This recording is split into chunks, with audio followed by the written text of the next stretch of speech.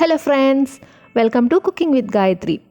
ఈరోజు వీడియోలో అటుకులతో వేరుశనగపప్పు కలిపి 10 నిమిషాల్లో సూపర్గా టేస్టీ అయిన హెల్తీగా ఉండే ఒక ఈవినింగ్ స్నాక్ రెసిపీ చూడబోతున్నాము. ఇప్పుడు మనం అటుకులతో లడ్డు ఎలా చేయాలో చూద్దామండి. ఈ అటుకుల లడ్డుకి చేయడానికి స్టవ్ మీద ఒక ప్యాన్ పెట్టుకొని అందులో 1 కప్పు అటుకులు వేసి వేయించుకుందాము. ఒక 3 నిమిషాలు వేయించుకుంటే సరిపోతుంది. చాలా క్రిస్పీగా అవుతాయి. పల్చటి అటుకులు వేసుకోవచ్చు, లేదంటే కొంచెం మందపాటి అటుకులైనా కూడా యూస్ చేసుకోవచ్చు. వేటితో అయినా చేసుకోవచ్చు.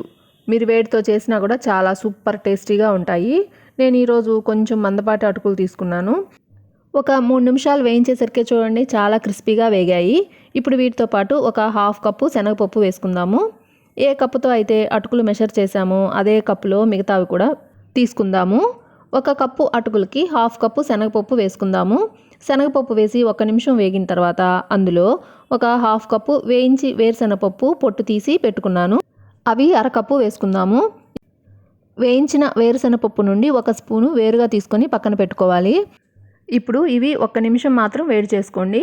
1 నిమిషం వేగిన తర్వాత స్టవ్ ఆఫ్ చేసేద్దామండి. ఇప్పుడు ఇవి ఒక ప్లేట్లోకి తీసుకుందాము. ఇలా వేయించిన అటుకుల్ని ఒక ప్లేట్లోకి తీసుకొని బాగా వేడి ఆరనివ్వాలి. మనం వేయించి పెట్టుకున్న అటుకులు ఆరేలోపు ఇప్పుడు అదే ప్యాన్లో 1 కప్పు బెల్లం వేసి అందులో ఒక 1/2 కప్పు నీళ్లు వేసుకోండి. ఇప్పుడు బెల్లాన్ని కరగనిద్దాము. కొంచెం స్వీట్ ఎక్కువగా కావాలి అనుకుంటే ఇంకొక 1/4 కప్పు బెల్లం వేసుకుంటే సరిపోతుంది. నేను 1 కప్పు బెల్లం తీసుకున్నాను. ఇలా బెల్లం కరిగేలోపు మనం ఆల్రెడీ వేయించి పెట్టుకున్న అటుకులు, శనగపప్పు, వేరుశనగపప్పు వేడి ఆరిపోయింది. ఇప్పుడు ఇవి బాగా ఆరిన తర్వాత ఒక మిక్సీ జార్ తీసుకొని పొడి చేసి తీసుకుందాము. డ్రైగా ఉండే మిక్సీ జార్ తీసుకొని ఇప్పుడు అందులో మనం వేయించి పెట్టుకున్న అటుకులు, వేరుశనగపప్పు, శనగపప్పు వేసుకోవాలి. వాటితో పాటు ఇందులో ఒక 4 నుండి 5 యాలకులు వేసి ఫైన్ పౌడర్ లాగా వేసి తీసుకోవాలి. బాగా మెత్తగా పొడి చేసి తీసుకోండి. వేడి ఆరిన తర్వాత మిక్సీ వేసి పౌడర్ చేసుకుంటే బాగా మెత్తగా పొడి అవుతుంది. చూడండి, ఈ విధంగా మెత్తగా గ్రైండ్ చేసి పక్కన పెట్టు. ఈలోపు బెల్లం బాగా కరిగింది. ఈ టైంలో బెల్లంలో ఏమైనా ఇసుక లాంటివి ఉంటే స్టవ్ ఆఫ్ చేసి వడకట్టి తీసుకుంటే సరిపోతుంది.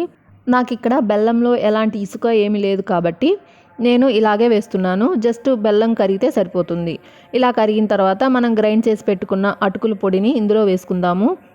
చాలా సింపుల్గా చేసుకునే ఒక సూపర్ అయిన స్నాక్ ఐటమ్ ఇది. మనం అనుకున్న వెంటనే ఈ స్నాక్ రెసిపీని చేసేసుకోవచ్చు. ఒక 10 నిమిషాల్లో రెడీ అయిపోతుంది.